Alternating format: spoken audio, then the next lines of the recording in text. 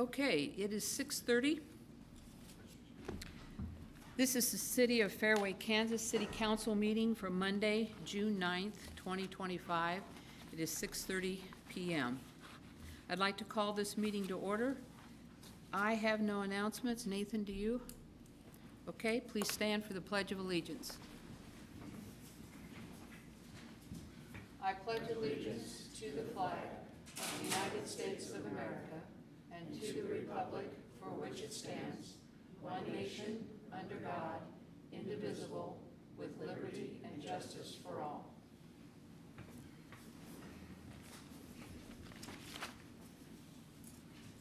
I have two proclamations, mayoral proclamations this evening that I would like to read into the record.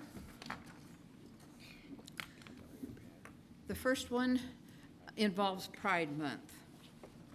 Whereas our nation was founded on the principle of equal rights for all people, and whereas everyone should be able to live without fear of prejudice, discrimination, violence, and hatred, and whereas in all forms,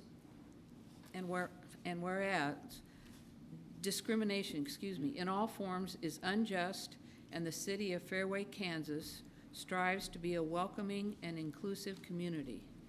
And whereas June is recognized as LGBTQ Pride Month, and whereas the governing body of the city of Fairway, Kansas, on the 12th day of August 2019, declared it with resolution number 2019-H to be the policy of the city to reject discrimination of any kind and to respect the inherent worth of every person.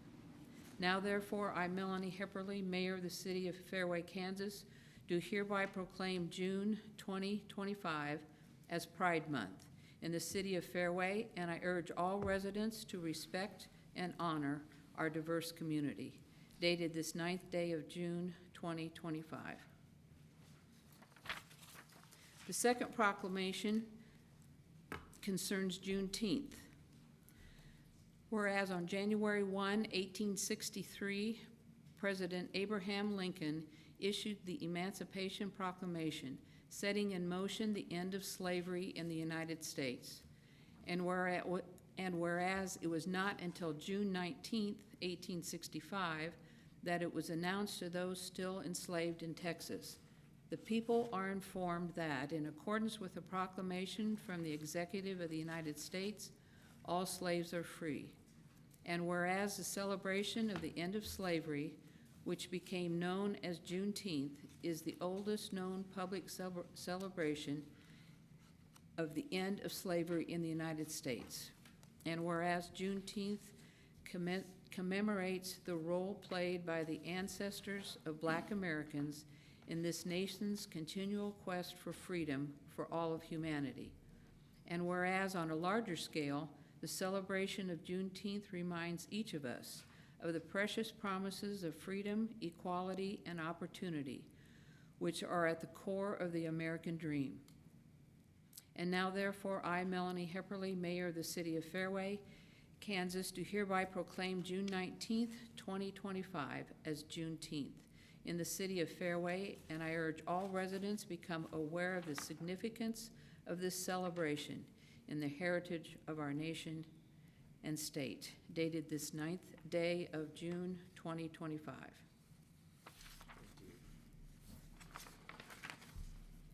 Next on the agenda is the monthly reports of the standing committees. Consolidated Fire District Number 2, no report. That report is given to us on a quarterly basis. Administration and Finance, Nathan?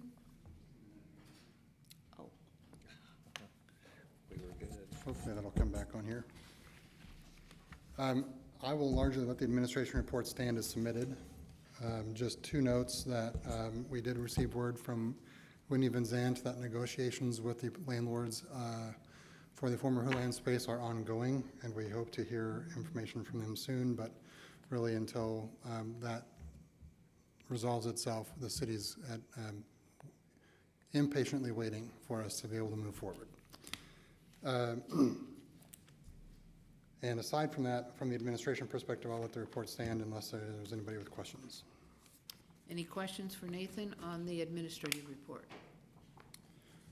Nope, thank you, Nathan. Okay. For the Finance? Finance Committee, again, we met on May 26th, and the committee reviewed the decision packages for the Administration Department budget. The budget for the Administration Department, we're proposing was about a 3.7% increase for 2026. As far as the regular finances, the cash flow and sales tax report, sales tax came in at $237,000 for April, which is well above the $204,000 that is budgeted on an annual basis. And then the committee also reviewed the other funds, and I've listed them there in the report. That was just the first draft of those reports. The committee will see them again at the August Finance Administration Committee meeting. Okay. With that, I'm happy to answer any questions. Any questions for Nathan concerning finance? Thank you. Police, Chief? Thank you, Mayor. We've been busy, as usual. Our numbers are, with arrests, have been staying pretty consistent around 40. They were 38 last month. Our citations are up as well.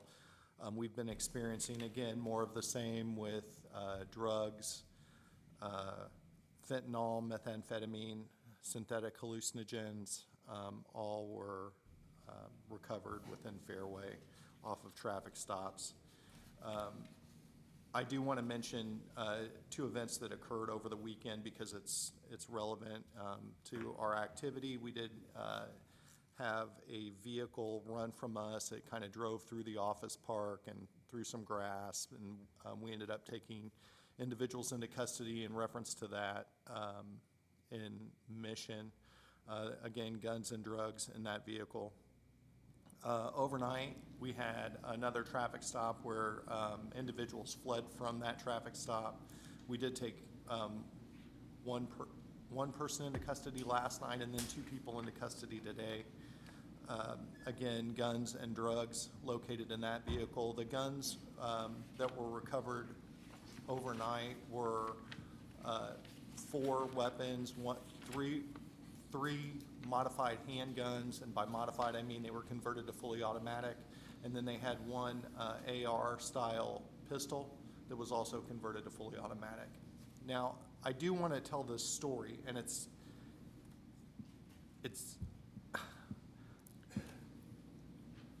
a kind of about our residents, and I don't mean it to be funny or to sound bad, but again, if there's suspicious activity, I really would encourage everyone to call the police. We're here to help people too.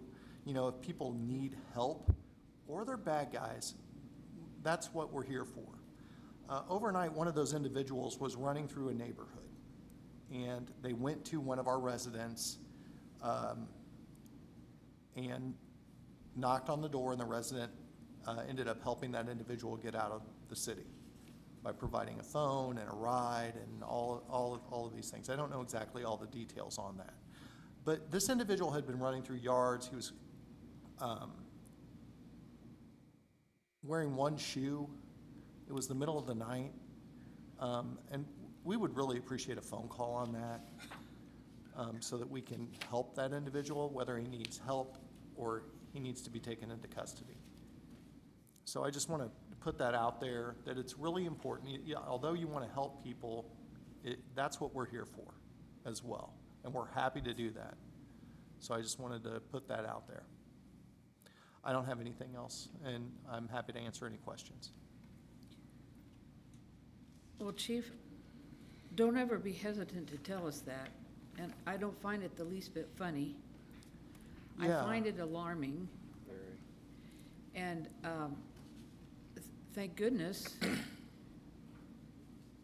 that neighbor of ours is okay. Right. And I can assure you that the governing body will do everything they can to pass that message along to you. You would think it would be common sense. I don't understand it. I'll be honest with you, I don't understand it. Right. But we will certainly pass that message along. Thank you. Are there any questions for the chief? Thank you, Chief. Public Works, Bill? Thank you, Mayor. I will also let my report stand as submitted. I would like to highlight that while we are extending an offer to someone to fill our vacant position for equipment operator, we have a phone call into him to extend the offer tonight. Hopefully all goes well and we can have him start by the beginning of next month. Also, later on in the package, you'll see that we have received bids for our CIP finally for the year. 2 qualified bids from 2 reputable bidders. I'm excited to get that going, as I'm sure everyone is on Norwood and other streets in the city. So be happy to answer any questions. Questions for Bill? Lee? Lee Story, Ward 1. Hey, Bill, I see that the Mission Road project is getting ready to start. Could you just give a quick, brief update on what that is and what they're going to be doing? The entire project stretches from roughly St. Agnes north all the way to County Line Road. They're going to be doing some extensive rehabilitation on curbing, sidewalks, new street lighting, and I believe they're putting bike lanes down both sides. Our little portion where 53rd Street kind of intersects with that, we're going to be putting in a traffic island to where people won't be able to, for lack of a better term, cut the corner and shoot down Chadwick. They'll actually have to go physically around an island there, which should slow and calm traffic in that area. Great, thank you. And that work in Fairway is expected to be like mid-July right now as the schedule sets. And that's a project for Westwood, Westwood, Fairway, Roland Park, and Fairway Roland has Park. a little bitty piece of it. Okay. And Roland Park is the administering city. Okay. All right, anyone else? Thank you, Bill. Parks and Rec, Bryce? Thanks, Mayor. I'll let my report stand as submitted. Just this is our busiest time of the year, so if you see us running around like their heads cut off, they definitely are right now. So we're about 126 memberships under what we were last year.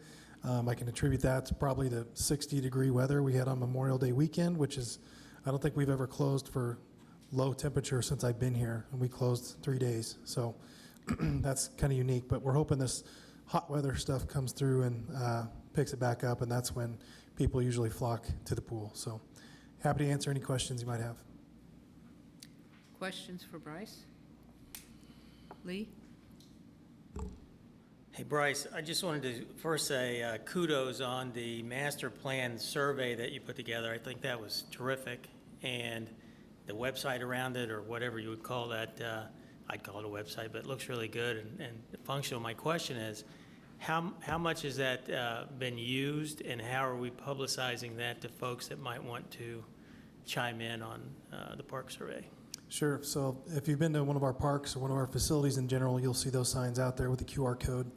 That's also been sent through our email program, and it's also been shared on social media. So we've been told that we have more respondents to this master planning for Fairway than a lot of people proportionally have been for bigger cities, especially with our email program. They've never seen results like what we've gotten through our email program. So it shows that our email program is doing well and getting information to the people. But we'll also send out another email throughout the summer, and they'll have another at our dive-in movie night in July. We'll also have them there as to do a community event as well, to get feedback from the people that attend that as well. So the survey will remain open, and then we'll have it compiled in November for everyone.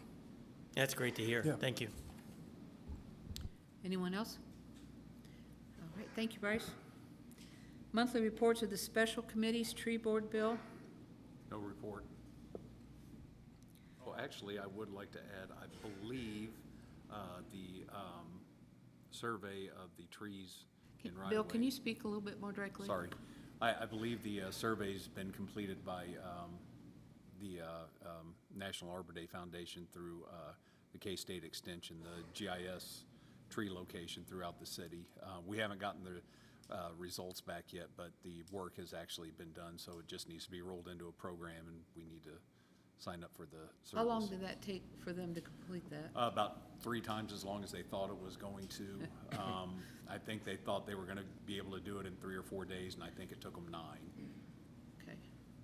And We do have had- a few trees. Do what? Yes, we do have a few trees, and they gave us like at least, I believe, 17 or 18 minutes warning before they were showing up to start the thing, so. Oh, my God, my. Yeah. Shoot. Okay, thank you. Any questions for Bill on tree board? Okay. Next on the agenda is the public comment for consent agenda items only. I will read those into the record. A, approve minutes of the previous regular city council meeting. B, approve claims and appropriations, ordinance number 1826, May 2025. Is there anyone in the audience who would like to comment on the consent agenda? Anyone online, Nathan?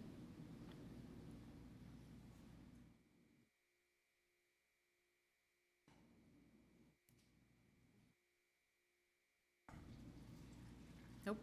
Okay, thank you. These items are determined to be routine enough to be acted on in a single motion. However, this does not preclude discussion. If a council member requests, an item may be removed from the consent agenda for further consideration and separate motion. Council, is there anyone who would like to remove an item, ask a question? Any discussion? Okay, I'll entertain a motion, please. Mayor, I move that we approve items A and B on the consent agenda. Thank you, David. Is a second? Second. Seconded by Lee. All those in favor, aye. Aye. Opposed, no. Passes unanimously. New business. First item on the agenda is the presentation of the 2024 financial audit.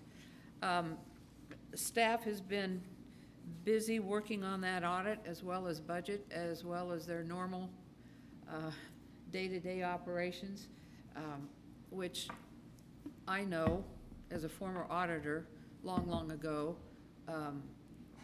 is not an easy thing to do. So thank you to staff. If you'll pass that along to everyone, Nathan, because I know that is taxing when you're trying to do your regular job. Before I turn it over to our auditors, I'm just sure all of you read every single page of the audit report. Twice. Oh, that's wonderful. Okay, I am going to ask that if you have not already, there are two documents that are very important that you do read. One is the independent auditor's report. It is only 2 pages long, and it particularly, the second paragraph. In our opinion, the financial statements referred to above present fairly in all material respects the respective financial position of the governmental activities. And it goes on. That's priceless. Please read that letter from the auditors. Equally as important is a document that I'll refer to as the MD&A, Management's Discussion and Analysis of the year of 2024. That document concisely presents Fairway's financial position, the transactions for the year. It sums it very concisely, very well. I'd like to thank Joe Levin for putting that together, along with the assistance of our new treasurer, Andrew Shepard. He shadowed Joe. Andrew will be preparing that on an ongoing basis from this point on. Please read that. You will be amazed at the city in which you live. Jim, I'm going to turn it over to you. He's going to make the presentation of the audit. Jim, if you'll introduce yourself with your address, and it's all yours. My name's Jim Shaw. I'm with Marr & Company. Is the mic on? Can you hear me all right? Oh, there Yeah, we go. now we can. Again, I'm Jim Shaw with Marr & Company, the CPA firm that performed the audit. Been doing this for a few years now, and I can't resist, Mayor, but I want to let your report stand. You did a terrific job of covering really exactly what I wanted to also mention too, but as far as the highlights go. And I will say them briefly myself too, but the auditor's opinion, as you read, in our world, we use the term unmodified, but it's our highest level of assurance. I think that's the best way I can say it for your benefit, to know that this is, this is kind of a good report card as you can get as a city from an auditor. So, and again, same with the MD&A. In 3 or 4 or 5 pages, you can get a terrific understanding of not only numerical, but it also explains governmental entities like yourself are a little different. They have 2 sets of financial statements, but they serve 2 different purposes. But that also explains all that. It's a pretty good primer of, and again, those few pages of what's contained in almost 50 some odd pages of this document. So, again, I would, if you have an interest, encourage to look at that, and you could almost get everything you need from those handful of pages. The other, and I mentioned that there's 2 sets of statements. One is a all-inclusive, government-wide, they refer to. It includes your roads and bridges, your long-term liabilities and debt, pensions, other matters. That's the presentation requirement. It's on an accounting basis, much like businesses. And the other set of statements that follow it are, we call them fund statements, and there you will see all your individual funds. And I see those match up pretty much exactly how you would see them in Miller's reports every month, and identifies all the individual funds and what transpired in those. So, but to that end, I'm not going to spend a whole lot of time going through there, but I always say I'll answer any questions or any detailed questions anybody has. We also, I kind of tend to put it this way: as you work your way from front to back, it will get more detailed. So those that like more details, continue on. The notes at the end, there's 15 or 18 pages of those. They prevent, again, more details of certain things like your capital assets, we call it. Those are your roads, bridges, vehicles, et cetera. And we depreciate those. The debt liabilities, you're down to a few GO bonds now, getting smaller every year, but the details of things like long-term debt, pension accounting, and some of the other matters that pertain to you and virtually every other municipality your size here in the state of Kansas. So, and working right back, there are budgetary schedules. I always like to point out that they are required by the state and present budgetary results, and always happy to report that all funds were within budget last year, so they all have positive end results. So we do give you another document. We call it a required communications letter. It touches on a number of points that we have to address in every audit, regardless of what type of entity you are. If we had any issues and so forth, that's where we would report those, and obviously very happy to report that we had none. That goes back to the my turn to mention the cooperation we get from the staff. And as you mentioned, you and I know this very well, but unfortunately what we do is kind of an intrusive process, but the cooperation and help we get is terrific from virtually everyone here.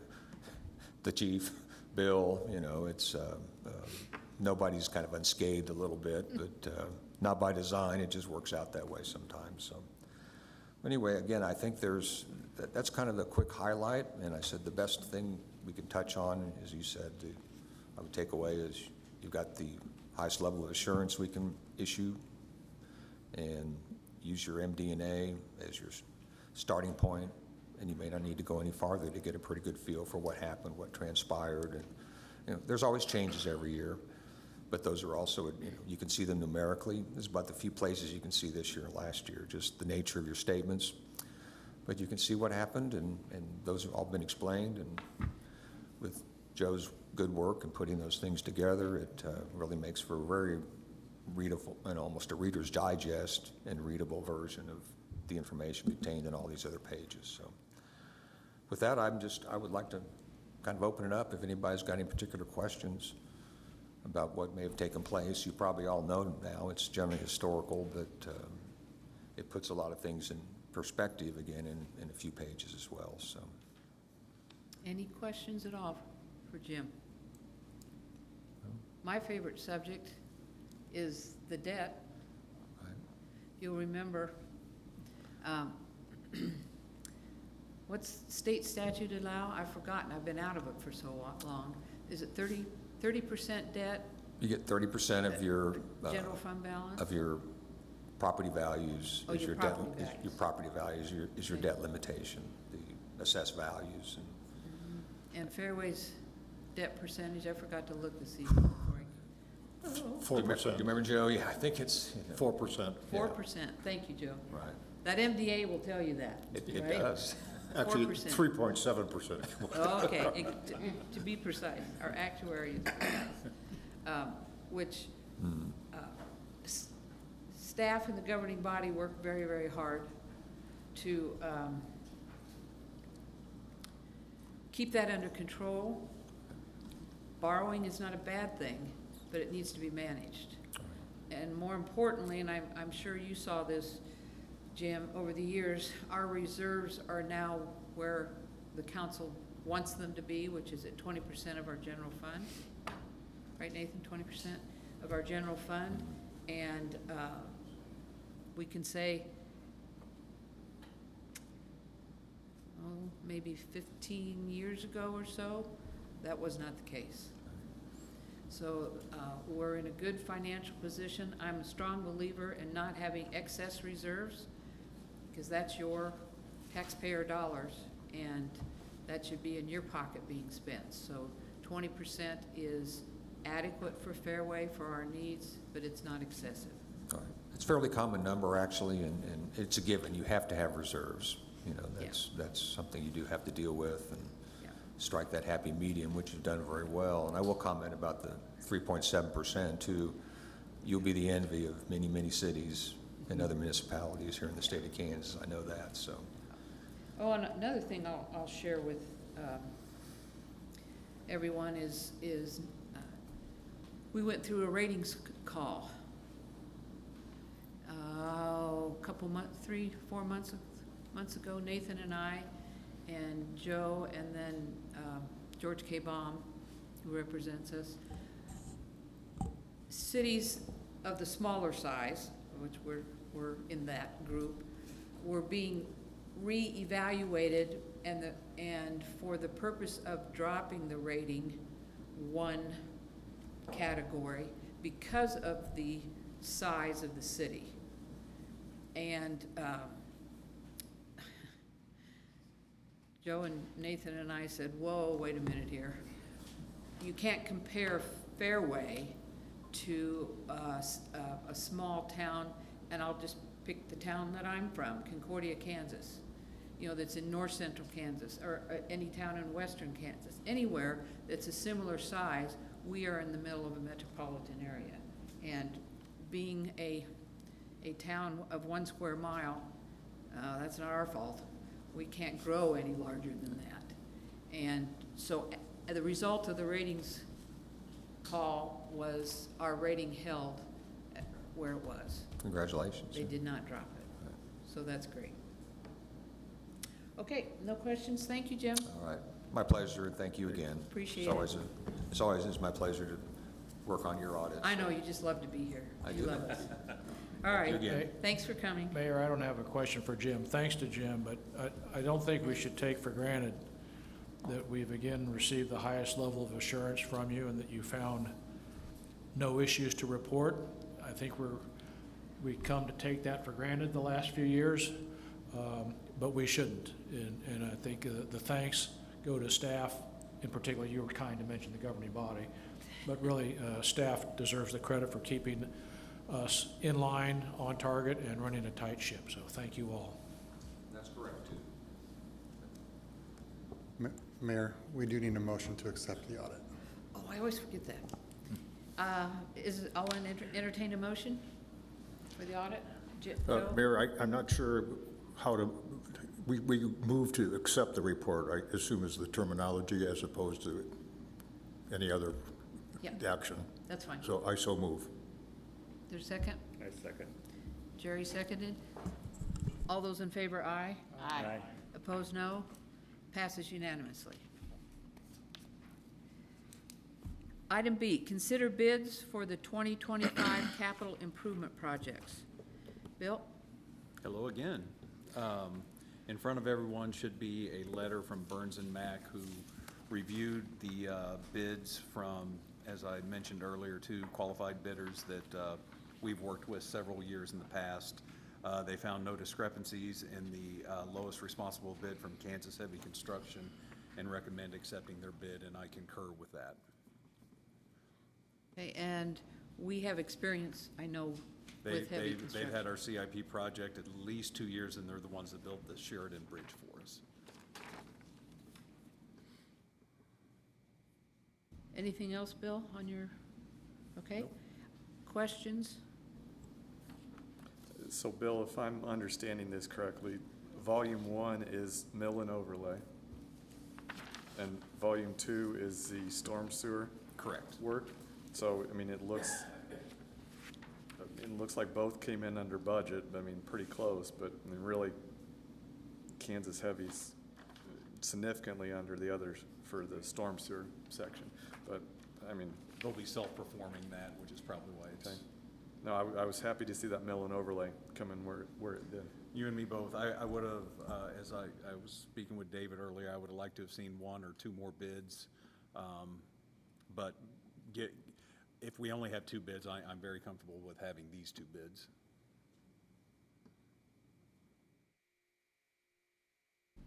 Any other questions for Bill?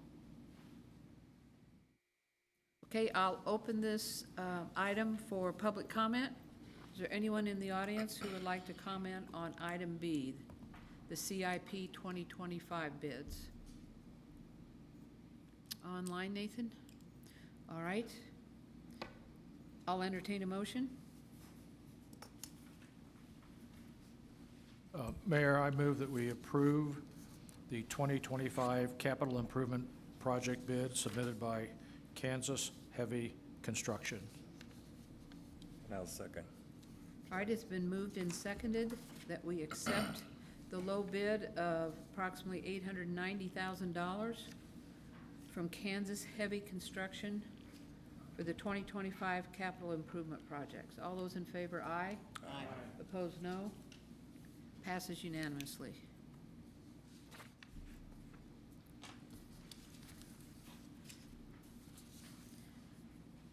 Okay, next on the agenda is item C, consider agreement between the City of Fairway, Kansas and Waste Corporation of Missouri, LLC, doing business as WCA of Missouri, LLC, for solid waste residential disposal services. Nathan? Thank you, Mayor. Just to clarify out of the gate, this is GFL. It's just the way their legal entity name works. We have to go by what their official registered title name is with the state of Kansas. So we will continue with GFL under this proposal. The 3 cities, Fairway, Westwood, and Roland Park, joint bid this project through the Kansas City Metro Regional Purchasing Council, which is a division of the Mid-America Regional Council. We evaluated a number of bids, including some that the same company has put out to other organizations within the last year, and I'll tell you, the 3 cities are getting one good deal when it comes to solid waste collection. There are current bids that this company is putting out to other cities within the metro, where that number, our per month number is $17.50 per month. Other cities are seeing that number start with a 3. So we are getting a very good deal for the 3 cities here. There are some things that are going to have to change for 2026 through 2030. We are the last contract in their national portfolio of contracts that has unlimited yard waste collection. So that is a provision that we're going to have to move away from and move to the standard 10 yard waste items per week. That'll be year-round, but 10 yard waste items per week. And then there will be, just like we have trash amnesty days, there will be a spring and a fall yard waste amnesty day that we will communicate, where then it would, on that particular day, it would be unlimited collection. So those will be communicated through the city's email program. And that is easily solved. It is easily solved in an unofficial capacity, not discussed at a formal city council meeting. But Oh, talk sorry. to your neighbor. Talk to your Yeah, neighbors. talk to your neighbor. The other thing that I'll mention is right now, residents are permitted to have one bulk item collected on the first and third week of collection each week. In order to streamline their process a little bit, they have asked that we move to one bulk item collection per month, but they will allow up to 3 items on that one day. So you're getting one extra item a month. It's just all going to be consolidated to one day. And so we will work on advertising or promoting that as we get closer to January of 2026. My notes are on the other side of that wall, but I think those were the highlights of the contract changes that I wanted to cover. So we will start a campaign for in the next newsletter to talk about the rollout. But again, this is $1,750, and we are guaranteed not to exceed 3% a year. So we will still be well below some of these other contracts that are going out today, 5 years from now, when we're looking at the contract. So in addition to that, we're not messing with having to do card exchanges and all that sort of stuff, which, especially around the holidays, can be inconvenient. So, That's what I was going to yeah. mention, was the Yeah. cards. Okay, any questions for Nathan? David? Yeah, Nathan, it's not really a question, but a request when you do communicate the new contract. I've had a couple of residents ask that we remind their neighbors, they don't do it, but when you put your trash cans or carts out, that they're not supposed to be in the street, in the gutters. The comment was, when you have 2 on either side of the street, it's not wide enough for 2 cars to pass. Right. It's not quite as bad as 2 cars parking, but it's similar, so they asked if we could remind everyone to put the carts either in the yard or on the driveway. Will do. That would be appreciated. Yep. Thank you. Any other questions for Nathan? Okay, I'll open this for public comment. Is there anyone in the audience who would like to comment on this item? Okay, online? Nope. All right, council, I will entertain a motion concerning this new agreement. Mayor, I move, well, I like the 1750. I move that we consider and approve the agreement between the city of Fairway for solid waste services. It's been moved and seconded that we approve the agreement for WCA, also known as GFL. All those in favor, aye. Aye. Opposed, no. Passes unanimously. All right, next on the agenda, item D.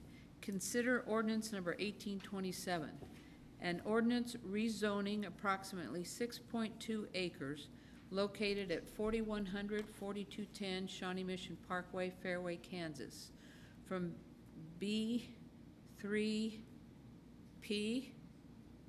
please insert P after the 3, council, Planned Business Mixed Use District, to B3P Planned Business Mixed Use District, with an updated development plan, period. I should drop my voice. Okay, Nathan, I'll turn that over to you. Thank you. Governing body, this was obviously a rather lengthy and complex staff report that was provided by Stinson. And I'm not going to go through the report in great detail, but there are some things that I do want to mention. So we're looking at the next 3 items here are all pertaining to the same property in Fairway. And this is the 4100 Shawnee Mission Parkway, which is where Starbucks is located, along with the Fieldson development, which is next door to that. So we're going to kind of try to take this one bite at a time. You saw in the council packet the Planning Commission meeting minutes from last month, where they delved into this topic as well. And as I was preparing for tonight's meeting, there were some things in those minutes that because they are now a part of our official record, I feel like there are some things that I need to clarify for the governing body and our audience, just so that there's a clear understanding. There were some things, I think, that were maybe unintentionally, erroneously stated at that meeting, and so I just want to make sure we're clear. But just to start out, there was a typo on the agenda. The zoning is staying the same. It's B3P to B3P. We're just updating the development plan, which was specific to the actual development that was approved by the Planning Commission. So I just want to be clear on that. In the minutes of the Planning Commission meeting, there was a reference to concerns about water issues pertaining to existing development out there, and that's another thing I want to be clear on. Nothing that you're considering tonight is adding to the existing hardscape. So everything that is out there now has all been approved by the Planning Commission with watershed analysis being conducted. Both times development came before the Planning Commission and subsequently the City Council. So I just want to be clear that at the time of the initial approval, studies were supplied to both Planning Commission and the City Council that showed that there would be no adverse impact or no additional water runoff going on to the city streets or anywhere else for that matter as a result of the project. There was also a reference to construction happening throughout the night at the site. The City of Fairway does have an ordinance that prohibits operation of loud machinery after 9 p.m. and before 7 a.m. Monday through Friday. That being said, if they're working interior or they're not operating heavy machinery and they're being quiet, the code does not prevent that work from occurring. So if they are within the structure of the building and they're performing duties, that is perfectly permissible 24 hours a day, so long as they're not violating the noise ordinance. There was also some comments made about lighting, and this has been somewhat of a contentious issue with some of the residents in the area. I just want to be clear, the city has codes that regulate how much light pollution can spill from one property to the next. And so on a particular complaint, the chief and I went out a couple months ago after a city council meeting, and we measured the light at the center median of Shawnee Mission Parkway. The code allows for the foot candles to be measured at the center of the street to be 0.25 foot candles at center of street. When we measured, it was 0.04 to 0.06 foot candles at center of street. So it was well below the threshold that the code requires for light pollution on adjacent properties. There was also a reference, someone made a reference that once hen house closes was referenced in the meeting minutes.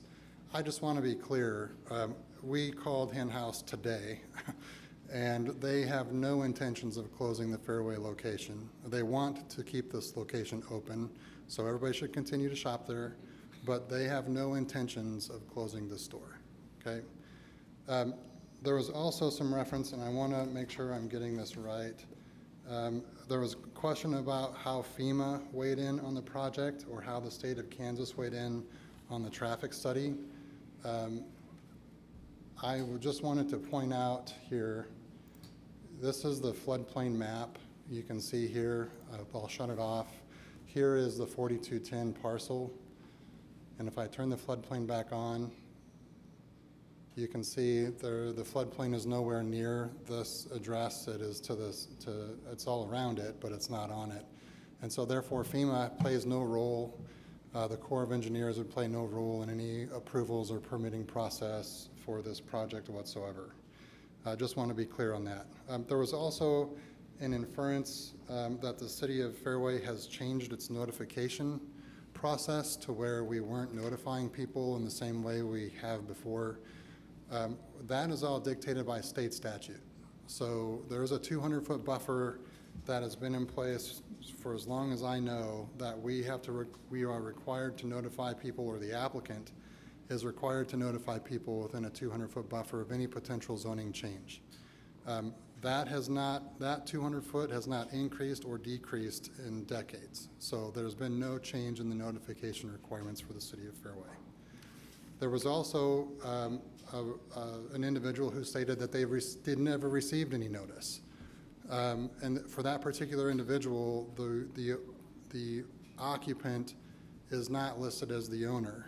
So the owner of record is where the notification was sent. Whether or not it was shared with the occupant, we can't control that. So, but we can confirm through mail receipts that notice was sent to the property owner.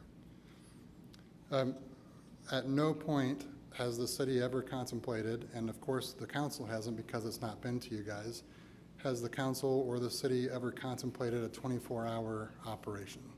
So I just want to make that clear for the record. That has never been on the table, but it was referenced at the meeting.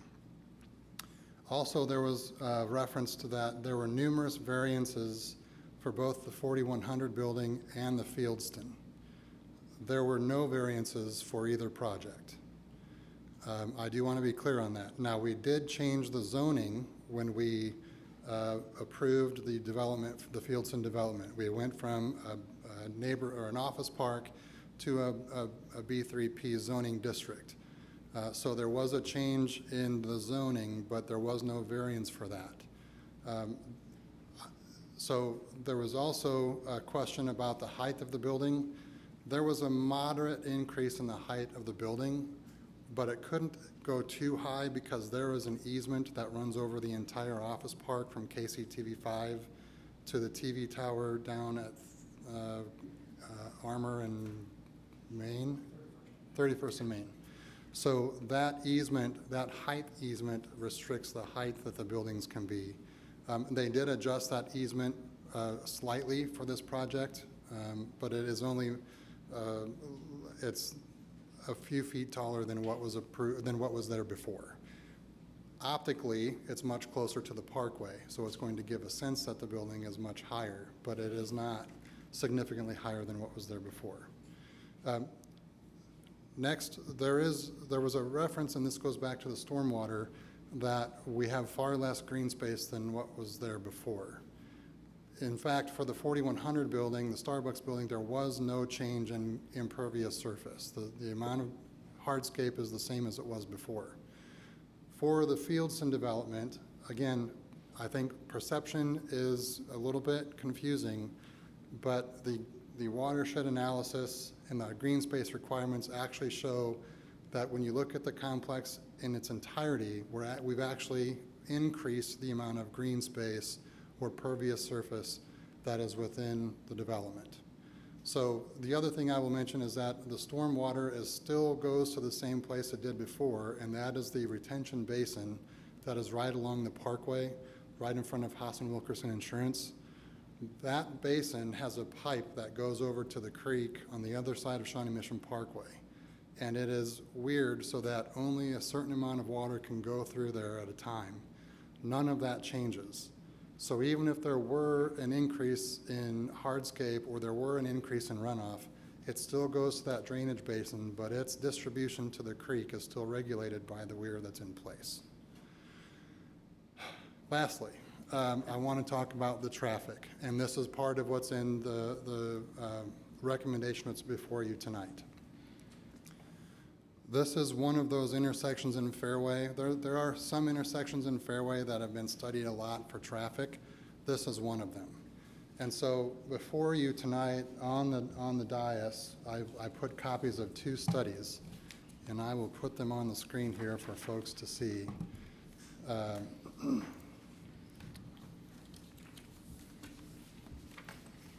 The first one we'll look at is the Kansas Department of Transportation. This is from 2017. This is pre-existing condition prior to, obviously, the Starbucks building or the 4210 redevelopment. But this is something, you know, fortunately, some of us here have some tenure, and Director Sogsdill, Chief Thurlow, and I were all around when this study was conducted. I just want to point out a couple of things. This was commissioned by KDOT. And they looked at they did an entire traffic study. It went from Mission Road all the way back to, I think, close to Lamar, is kind of where the parameter of the study was. And so this is just the relevant data that I provided for you all. But when we look at this study from them, and I'm just going to highlight a few things. First is the crash crash analysis, and again, this is 2017. 4 crashes at the intersection of Shawnee Mission Parkway and 55th Street in the previous 5 years. The calculated crash rate was 0.7 crashes per 10 million entering vehicles. The average statewide is 10 crashes. So again, 10 is the average. We're at a 0.7, and this is again 2017 data. The critical rate at which they would look at modifying the intersection would be a crash rate of 12.67. So that is just for 55th and Shawnee Mission Parkway. Here is Brook Ridge, Buena Vista, and Shawnee Mission Parkway, and the crash rate was 1.39 crashes per 10 million. So you can see the data collected at the time did not warrant anything to change. Speed data, this was another interesting thing, and it's the last page of the report. It's the unstapled part that I provided for you guys. And I need to go down a little bit here.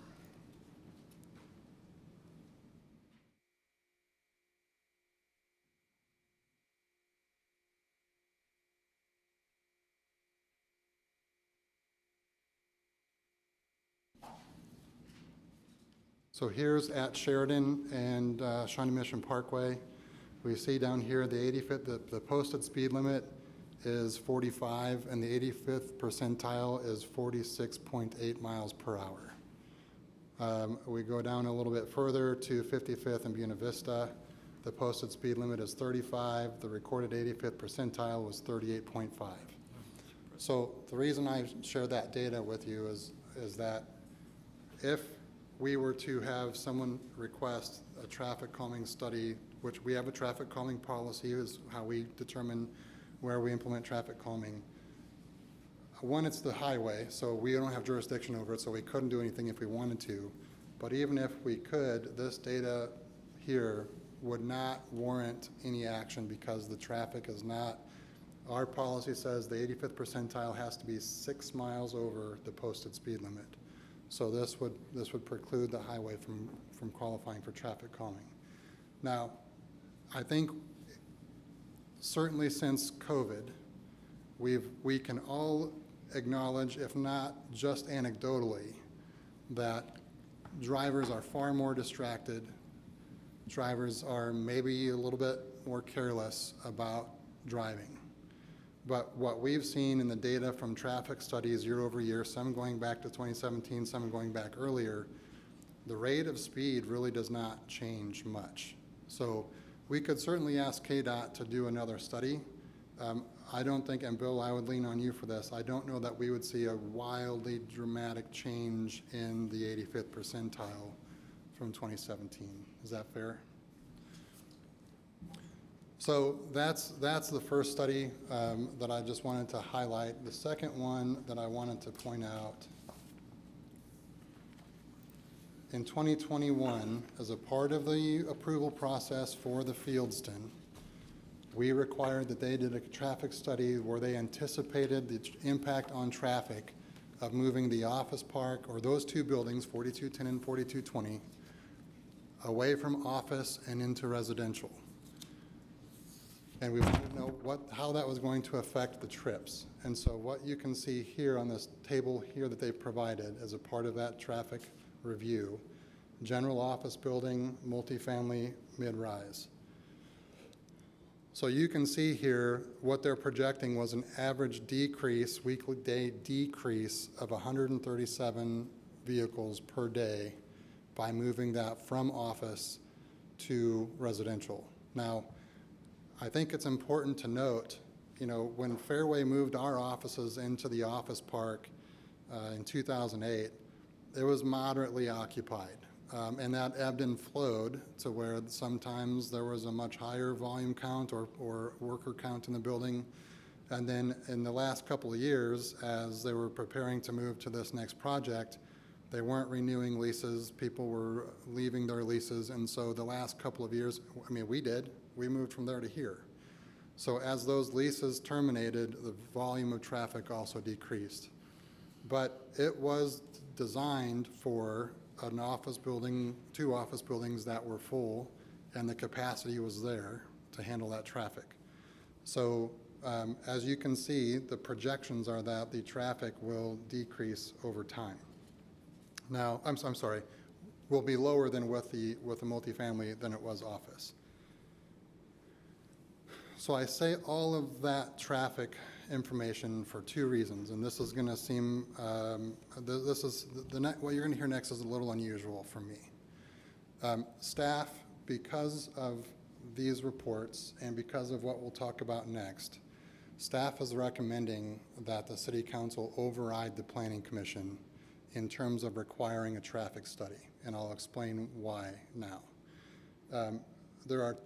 The primary reason is that in the existing development agreement for the Fieldston, in our development agreement, there is a provision that says from the time they are issued their certificate of occupancy for the following 2 years, if we determine that there may be an unanticipated traffic improvement necessary, we can, at a joint process with the City of Fairway and the developer, which is not the application that we're talking about tonight, that developer of the Fieldston and Fairway can conduct a traffic study.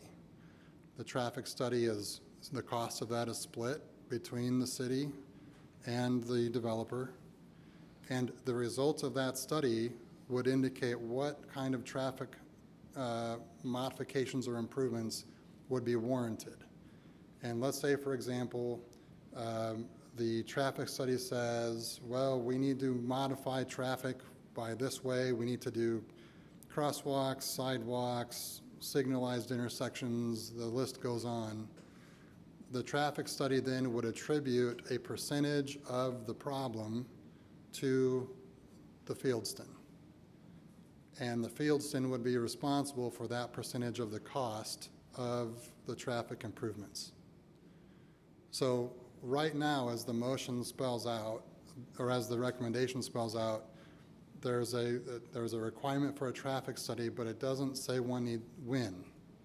I think everyone would agree now is not the right time to do a traffic study because this does not represent what the final traffic will look like in the area. Two, their recommendation, there's no way to spell out who would be responsible or shared cost. And one might imply then that that entire cost would fall to the City of Fairway. Three, we're talking about doing a traffic study on a state highway that the City of Fairway does not have control over. So ultimately, KDOT has the final say on what happens on Shawnee Mission Parkway. And in the recommendations of the report from 2017, if you looked on the last page of that form, they specifically were not recommending doing anything to the intersection at that time.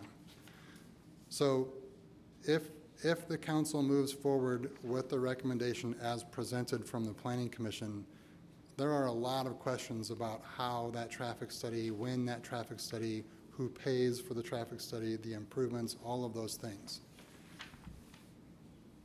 We have within the existing development agreement for the Fieldston a mechanism that will allow us to evaluate traffic after we have an opportunity to collect real data of what it's going to look like moving forward, not just a snapshot in time right now while it's under construction. The other piece to that is, as I mentioned earlier, we have a pretty robust traffic calming policy in place already that has been in place for a long time. So there are options down the road for us to conduct traffic studies, to work with the developer if we believe there is a need to do so, but staff is not recommending that it be tied to approval of this rezoning request in front of you tonight. I'm happy to answer any questions. Nathan, thank you. That ticked off everything on my list, too. Okay, good. And very well done. And I appreciate the day you spent and being very thorough. And I also just want to say, there would be no expectation for the Planning Commission to have any knowledge of what was in the development agreement to where we could require this traffic study. It was in the same agreement as with the existing 4100 building, the CID development. I'm sure Brian is familiar with that. It was in that existing agreement where we could have required it 3 years ago within, the month that the building opened. So I think, as we look at everything we do here, we try to do we try to be data-driven. And I feel like if this is attached to what you're looking at tonight, it's going to result in us getting some only very temporarily applicable data. So it makes sense for us to reserve the opportunity to exercise our other options down the road. Understood. I'm going to change the order of the way I usually conduct our discussions. And I'm going to open this to public comment next, as opposed to discussion with council. I'd like the council to hear any public comment. So I will do that at this time. On item D, considering ordinance number 1827, is there anyone in the audience or online who would like to make comment on this item on the new business agenda? If so, please raise your hand. I'll recognize you. I'll ask you to come forward to the podium and turn on the mic and give us your name and address. Is there anyone who would like to speak this evening? Nathan, is there anyone online?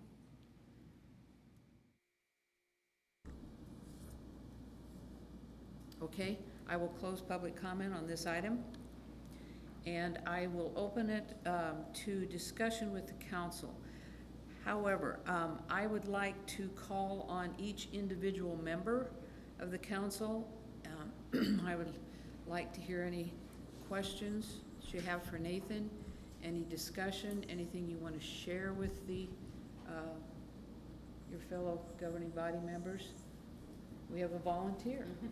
Well, I'm going to start with a preliminary question, and that was a lot of words. I think I understand what you said specifically about those issues, but can you concisely summarize the three things we're looking at tonight? Sure. So when the initial development plan was approved, the spaces in the 4100 Shawn Mission Parkway building, there is a commercial space potentially within the Fieldston project itself, inside the building. And then there is a pad site to the southwest of the Fieldston that is just vacant now. They're using it for staging. Obviously, the ability to fill the other two spaces with either retail or restaurant, which is what the development plan approved.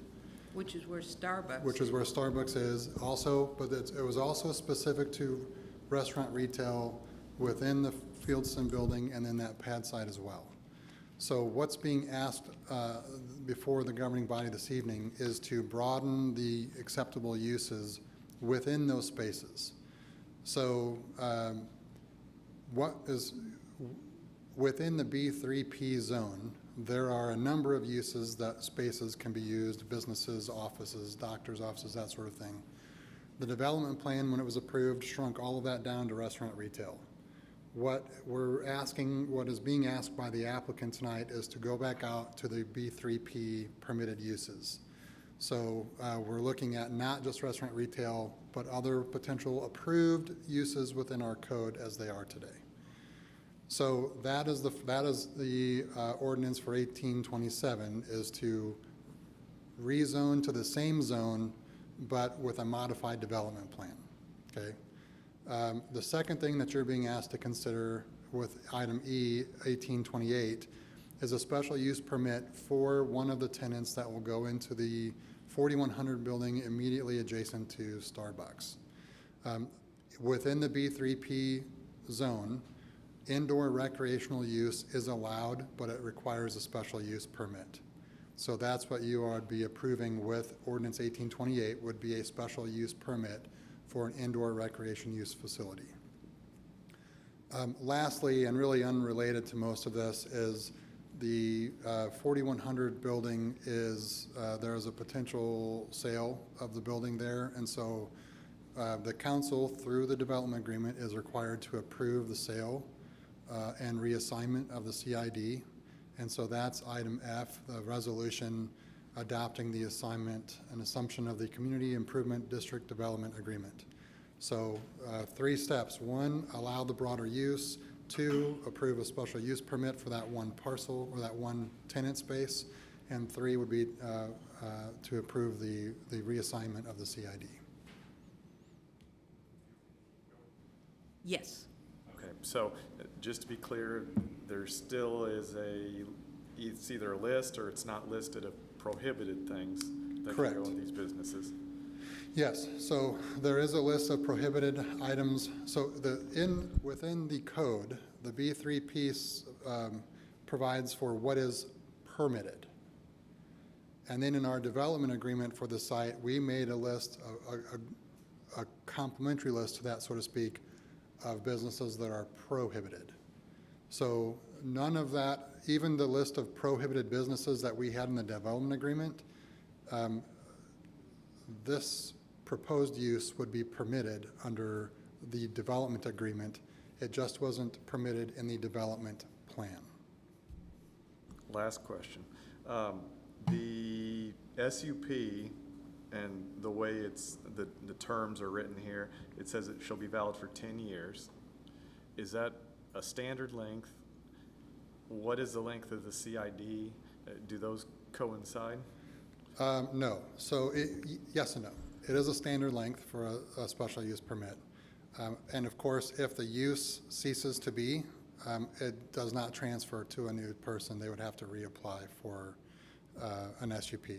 So if a different fitness facility wanted to go in, they'd have to go through this process of getting an SUP. They wouldn't have to go through all of this, but the process of getting the SUP, they would. The CID is a 22-year term agreement. I believe it started in 2021, so that would exceed the 10-year SUP that is being approved or being considered here tonight. And I said that, I mean, I would hate for a successful business to go in there and then in 10 years, you know, we're all gone and somebody changes their mind and That is they don't the get approved. nature of SUPs. Yeah.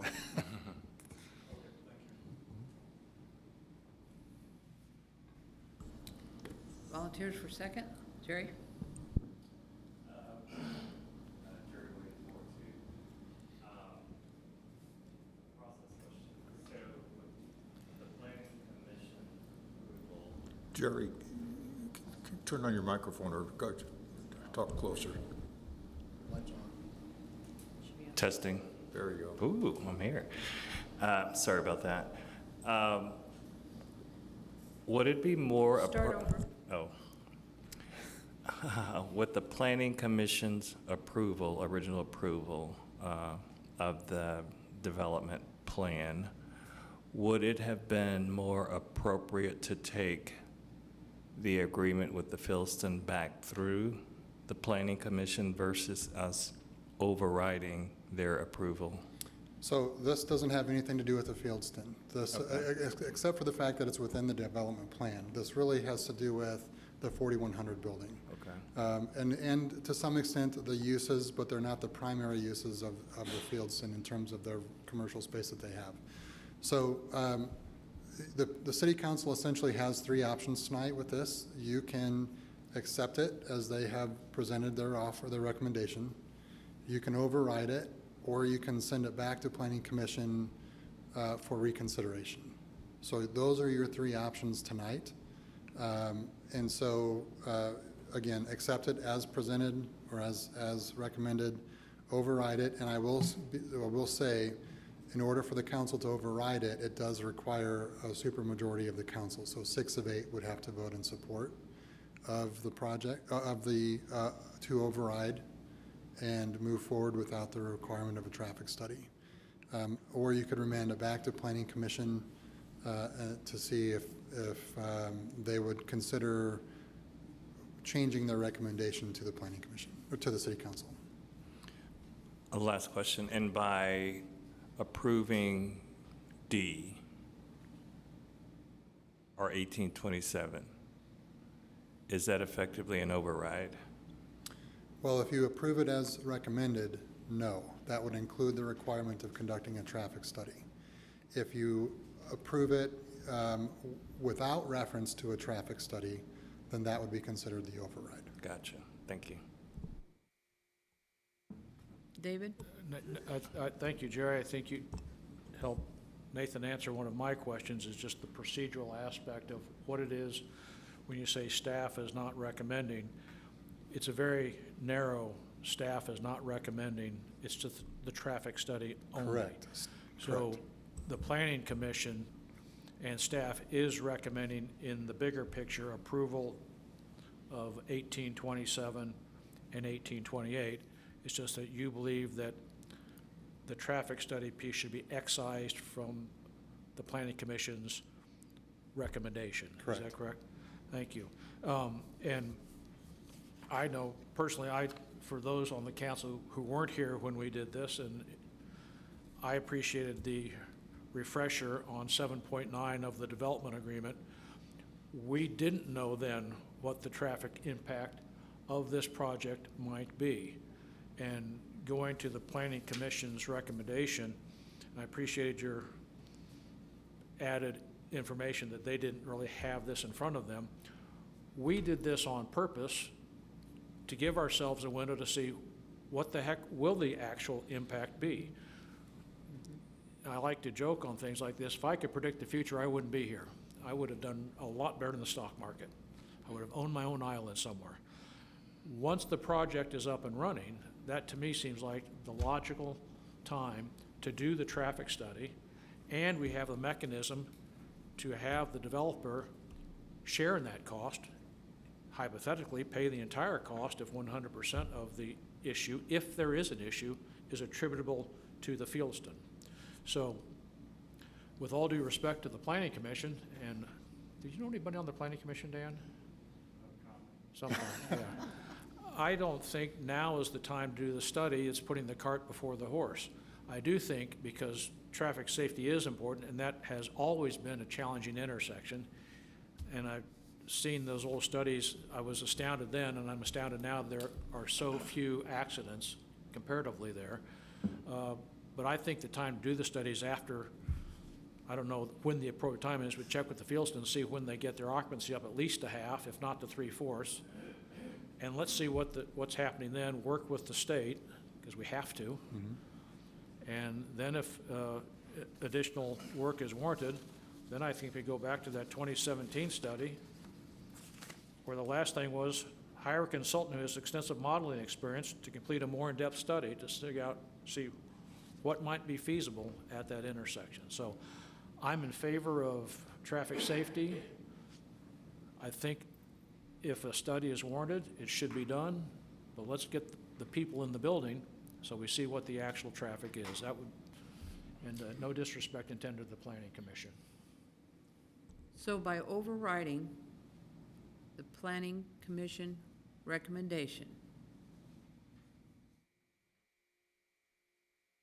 we still have a contracted study required in the Fieldston agreement that will accomplish what we need to. We have the option. It's not, Right. it's not an automatic that But will do it's the in the study. contract. But it's in the contract. It's in the contract. Yes. So we're not removing it and it goes away. It's out there in the future. We're saying that that there, we can work within the time frame of what is already provided for in the development agreement for the Fieldston. And That's how I understood it, but I Yes. wanted to say it in a different way. yes, Okay. All right. Just a bit, I'm sorry, my recollection is, we can commission a traffic study. We could do it now, as the Planning Commission suggested. We could do it at any time. But then, if the traffic study says there is an issue, that's when it kicks in. It's not that we can force them to pay for something. There has to be a verifying study correct. to show that there is an issue. We don't just, so step one is, in my opinion, is get the place relatively full. Step two, observe traffic. if people are seeing issues there, if the rate of accidents goes up, we'll know that right away. Or if we're getting complaints that it used to take me 30 seconds to get across there, now it's taking me a minute. Then we do a traffic study and we figure out if there is a compared, and we have, the good news is we have a baseline Right. from the prior traffic study. So I think the time is not ripe yet for that study. And but we hold the cards. We get to do it without any consent requirement by the developer. Both things are still being accomplished, just at different times. Well, I would say there was no time frame, there was no timeline with the planning commission's Well, that's true. recommendation.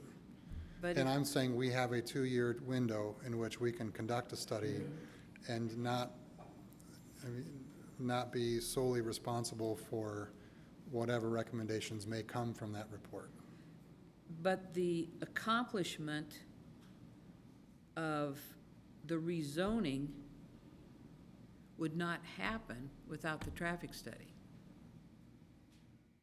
Well, and we had a call earlier today I had a call earlier today with the attorneys. Those are all things that I think would be up in the air, and we would have to figure out as, what comes first. Because it was recommended that there be a traffic study.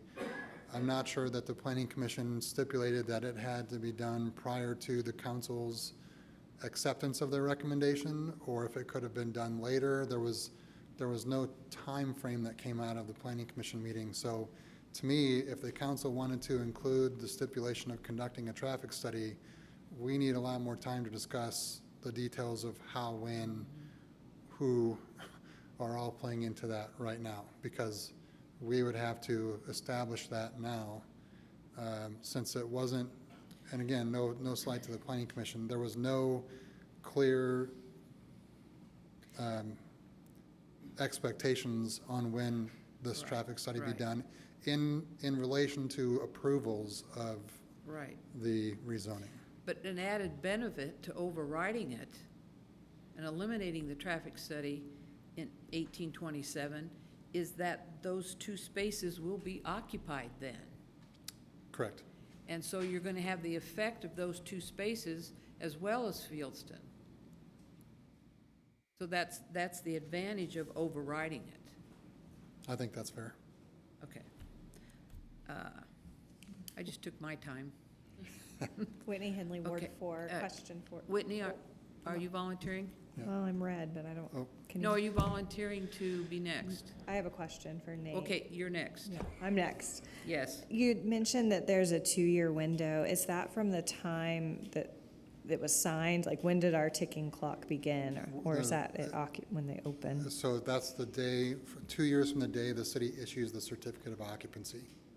Okay, So not until, Not yet. and I would interpret that to mean building wide. Even if we were to open up, the leasing office or a wing, the certificate of occupancy doesn't become a true certificate until the entire space is given a certificate of occupancy. Otherwise, everything else is just a TCO or temporary certificate of occupancy. So until there's an actual certificate issued, which may be as soon as the 3rd quarter, or, if they're going to try to open the building in phases, I'm not sure. But at any rate, once the building is fully occupiable, that would be the day the clock starts. I don't know how to ask this, so you might have to bear with me. So is there similar language for the other groups that are opening, like the fitness center and theirs, or is that development plan cover the multiple businesses? So the businesses in the 4100 building where Starbucks is at, that window has already expired. That was a 3-year window from the date that the first tenant moved in. Yeah. So those occupants in that building would not do anything to trigger the traffic study in terms of what the agreements say. That still doesn't mean we couldn't on our own say, well, we're going to conduct a traffic study, or, given 55th Street and Einstein right there, that's Roland Park, to maybe do a joint traffic study with Roland Park. But the tenants within the 4100 building have nothing to do with a traffic study moving forward, except for once we know what the actual user count is for those spaces, we would know if that's going to have an impact on what the traffic study results would be. Got it, thank you. I'm a nervous left turner, so I appreciate this conversation. And I don't know if there's a way to take into account people like me who just give up and turn right and you can't even time their left turn because it takes so long. I don't know if that can be part of that. But thank you for explaining that, appreciate it. Who would like to be next? Lee? So, just to be clear, in 1827, we're just broadening the types of businesses that could go into that space. Correct. Right. Broadening it to The the. universe of types of Yes, businesses. broadening it to the current B3P allowances. Right. Correct. And as far as we know, though, there is no specific business being contemplated. There is. Oh, there is? There are two Yes. specific businesses. We talked being- about that at our last meeting. Okay. And in fact, if you saw the Shawnee Mission Post, they Post had an said it. article in there Yeah. about Pete- the Oh, the- business the- requiring the okay. SUP. Yeah. The Nathan, health, go ahead and explain who it is. The company's name is P-Volve, and that's according to the Shawnee Mission Post. The city did not release this information. But it is a fitness studio. Right. And Brian could maybe touch more on that as well as the other potential tenant. great, I remember that. And then in 1828, the SUP indoor recreation use, remind me again, what is indoor recreation use? This would be for that space, for the P-Volve. Any sort of a fitness studio, so however you would define indoor recreation. So Right. whether that would be a fitness studio, whether that would be, it'd be hard to put in there, but a pickleball court, those kinds of things, anything that you would consider recreation that is happening indoors requires a special use permit. Gotcha. And is the proposed health club part of this at all, or not? I would defer to Brian on that. Is it I'm part not of what we're, I'm not what sure we're, what you're referring contemplating. to as a health club. You mean, in the third space was going to be, I don't think anything has been disclosed there officially. oh, there hasn't, okay. okay, so in the notes, the discussion of the health club, I assume that was in the new Fieldston building and with the They concerns will about have the their own- traffic and the hours and all that business? They will have their own health services within the building, yes. And that's for residents. Right, okay, That's that was not- my question, that's for residents. Yeah, that's not public use. That's for Okay. residents only. It's a big distinction, so, Yes. yeah, that's Yeah. great. Okay, thanks, that's all I have. Okay, Kelly? Kelly Busick, Ward 1. Could you remind us if this, I'm trying to remember if this did happen, we were talking about this in 2021. When we talked about doing a traffic study, if we had to down the line, if it came to be that once the Fieldston opened and we did a traffic study, and traffic study said that we needed a light, that Fieldston or the owners would have to pay for the light, or would the city do half of that? Because I can't remember, but I believe we talked about a light. Sure, so that is in the agreement here, and you've got the one pager. If you look under 7.9B, it says the developer's portion, if extended, which means that they have a percentage assigned to them, would be reimbursed with the TIF proceeds and so essentially, the expenses for the public improvement would be eligible reimbursements from the TIF fund. Okay. But their maximum contribution would be $500,000 Okay. toward the cost of whatever we would need to do. Now, again, I want to stress, let's say a traffic study comes back and says a traffic light is warranted. We would have to rely on KDOT to take our traffic study and say, okay, we agree that a traffic signal can be installed at this intersection. But, and I think David, you read it and were alluding to it, given the complication or the complexity of that intersection, signalizing that would be challenging in order to not adversely impact traffic flow along Shawnee Mission Parkway or for the residents trying to get onto the parkway. So There I would be also- challenges there. I do agree, though, I think we should override Planning Commission, just because we need to push it down the road, absolutely, because we're not going to get an accurate assessment of, with the traffic study right now, at this very moment, but that's my thought, what I would vote for. Thank you. Joe or Tanya? Joe? Nathan, I know you read the PC report at length, as I did this morning, and the residents who were at that meeting had a lot of concerns, which I believe you addressed very concisely tonight, and I appreciate that. And I think you've responded to my fellow members on the committee, and I commend that. So I think, all in all, we should move on. Tanya? Thank you, Nathan, for all the clarity. I think I appreciated the discussion. I think I had some technical questions in the beginning about the options to approve, not approve, or how we would navigate an override of a specific attribute. I don't recall us ever doing that in the past. Perhaps we have. So I think my questions were more about just a technical protocol around how to consider elements or attributes within the recommendation. So thank you. Just for the record, with the PC, the council has overridden the PC before, but it goes back to 2017, 2018 regarding the comprehensive plan. So it's been a while. And Mayor, I might have a suggestion.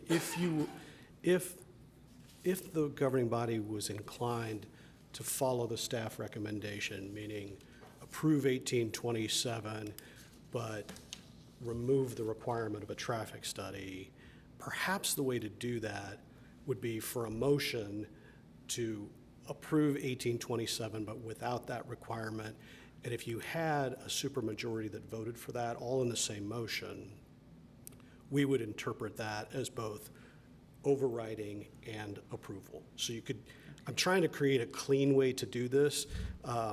And if that were the will of the governing body, a motion to approve, but without the traffic study condition, we would interpret that way, and then we'd be counting noses to see if we get to a supermajority. If you have 6 votes, we would interpret that as an override and an approval.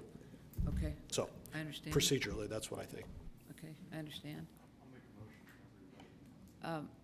Nathan, is there anything else? Thank you, Dan. Anything else that you want to add? I think I'm good, thanks. Okay. Anyone else? Further comments? Dan? Mayor, I move to approve ordinance 1827, removing the requirement of the traffic study as recommended by the Planning Commission. Jerry seconded. Nathan, do we need a roll call? Since it's a It would be super. helpful. Okay, all right. Whitney, you're first. I don't. That's correct? David? Yes. Jerry? Yes. Kelly? Yes. Lee? Aye. Dan? Yes. Joe? Yes. Tanya? Yes. Passes unanimously. Nathan, thank you. Great discussion, council. Moving on to item E. Consider ordinance number 1828, an ordinance approving a special use permit for indoor recreation use at 4100 Shawnee Mission Parkway. Nathan? I think I've already covered that. I think you have too. Is there anyone in the audience that would like to make a comment on this item? Online? I close public comment. Any further discussion, council? Motion. I motion that the council approve ordinance 1828, approving the special use permit for indoor recreation use at 4100 Shawnee Mission Parkway. There's a second? Second, Kellyanne. All those in favor, aye. Aye. Opposed, no. Passes unanimously.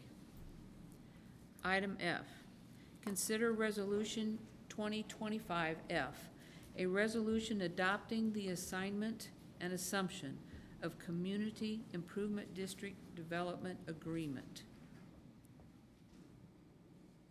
Nathan, I would ask that you make the comment you made to me that this is an unusual request in that the motion is to approve the resolution, to adopt the assignment and assumption. Would you explain that? Sure. So normally, before the council, we just ask for you to approve an agreement.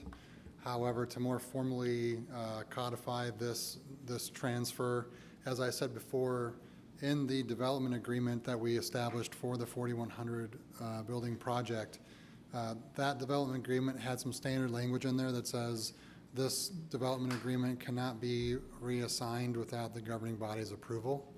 And so what's happening is there is a request to reassign the CID and the Computing Improvement District development agreement. So rather than just adopt the agreement, we are adopting a resolution that is approving the agreement moving forward. So just a little bit of formality given the technicality around the development agreement. Thank you. I would also just mention here, part of that requirement in the development agreement is so that the city council has a certain degree of confidence that the transfer is going to a qualified entity. And so last week, I think it was last week, Taylor and Anna and I sat down and we reviewed some of the information that has been provided as a part of this assignment. And legal opinion and staff opinion is that we have a well-qualified potential acquisition to occur here. So there was no concerns expressed by any of us in that meeting. Important to know. Yeah.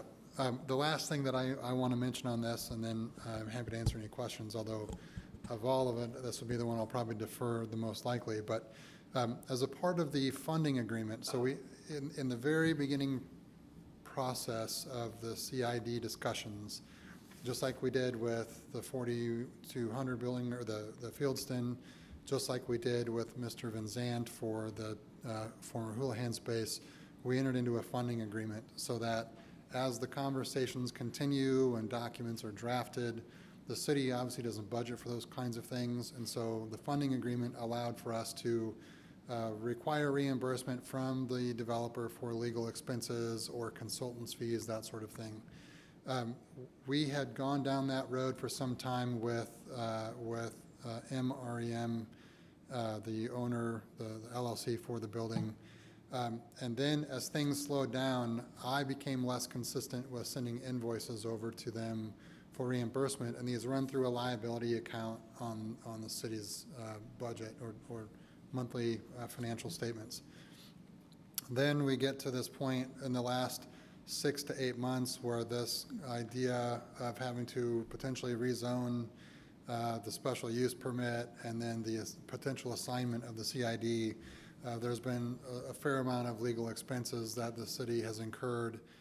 I've not asked for reimbursement for any of them yet, and I'll be real honest with you, it's because I simply haven't had the time to get the invoices prepared and sent over to MREM. So I reached out to Brian last week and just put him on notice that there are going to be outstanding legal bills and that in the development agreement, it references the funding agreement. So this will continue moving on to the new owners of the site. As they assume the development agreement, they assume the funding agreement. So if we continue to assume legal fees as a part of the work that we're doing for this space going beyond the transfer, those bills will become the responsibility of the new owner. But what I am asking for tonight, and there is a prepared motion that I gave to Tanya, is that the council make the approval of the resolution approval is contingent upon the legal fees being reimbursed, at least up to date, prior to the closing of the sale. Okay. Thank you. And the legal staff is working on that now. I know Taylor's and Anna have everything that they need, and I saw some stuff later today. It's just we should have something hopefully available to send to MREM within the next day or two at most. Okay.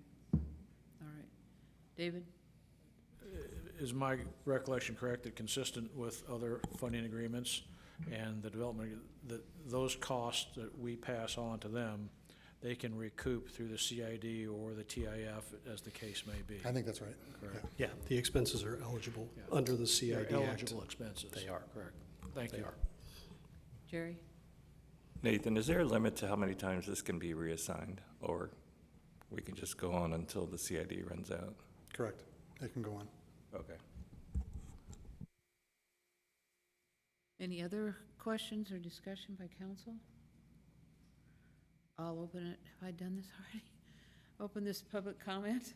Is there anyone in the audience or online who would like to comment on this item? Nope. Okay, I'll close public comment. Tanya, do you have a motion for me? Yeah. Mayor, I move to approve Resolution 2025F, adopting the assignment and assumption of Community Improvement District Development Agreement, subject to the condition that developer reimburse the city for outstanding legal fees prior to closing.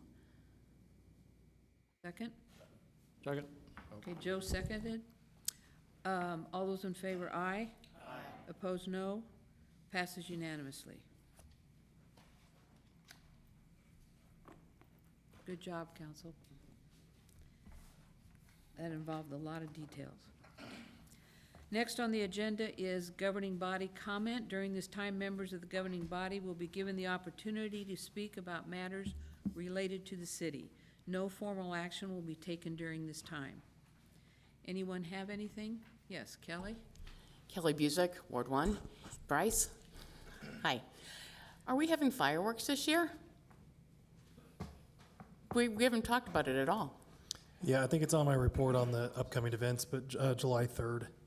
Okay, so the city is working with Roland Park And Westwood. and Westwood. Yep, and Okay. then Mission Woods and Westwood Hills are also contributing So as well. how much was our portion? I think last year it was close to just over $7,000. I think that's what it'll be this year as well. Then there's no more additional expenses besides, I think Roland Park's getting the trash, which I think is covered under GFL, and also the porta potties. But if that expense went up a little bit, that would be the only expense that's gone up. Okay, thank you. Yep. Jerry? Just a recognition and a thank you to the council and mayor for the proclamations today. The proclamations are generally read and there's silence after they're done, but I think both the Pride and the Juneteenth proclamations were very important and very powerful for Fairway to recognize and acknowledge both events. So thank you to the council and the mayor again for taking the time to do that. Anyone else? Okay, I'll close the governing body comment section. It is now time for public to comment on items not listed on the agenda. Anyone?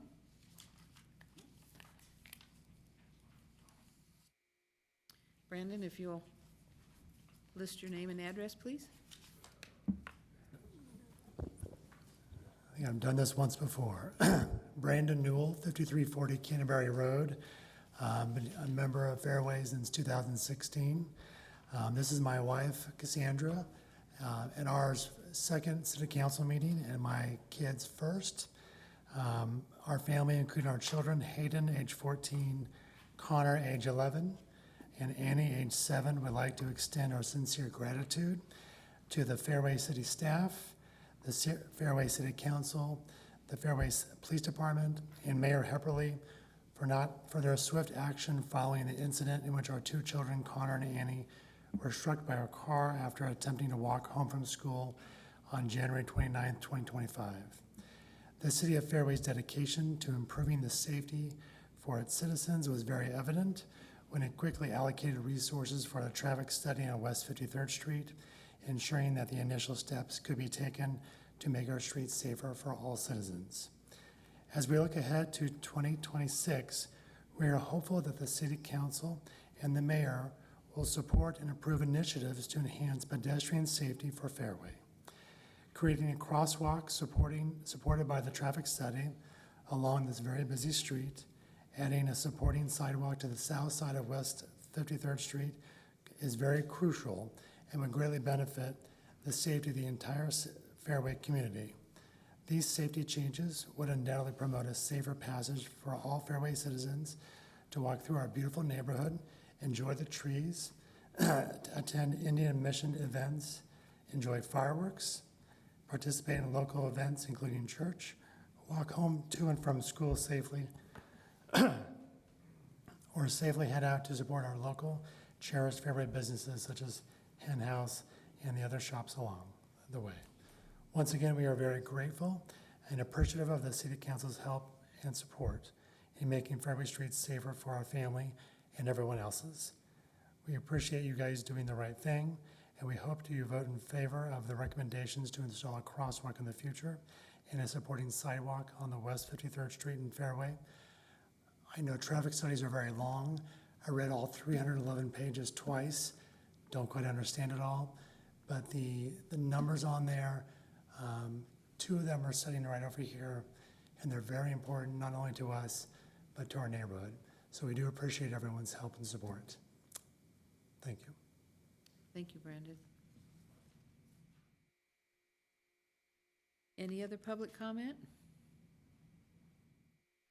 Online? All right, we'll close public comment for items not listed on the agenda, and I'll entertain a motion for adjournment. We're adjourned. Thank you, guys.